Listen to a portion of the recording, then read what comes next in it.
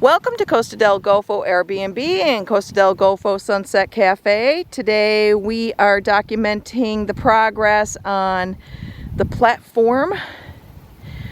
Over here is the front platform where the pool, gardens, we'll have a really nice awning in this area here.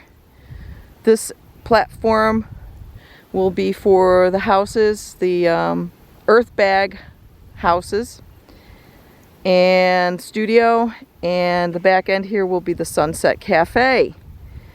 So right behind we built a step garden, and we chose that area for a few reasons because it is protected from the Gulf winds. So you can see we're directly on the Gulf. Absolutely stunning view. You can see the beach all the way down to Carcel, and this is Mora, also known as Caputiot. Mora is the family that originally discovered this town, so they call this little town Mora. The town is, I don't even think 100 years old. It might be 60 years old. So it's really virgin. So as you can see, we're making progress here. That's the wraparound road.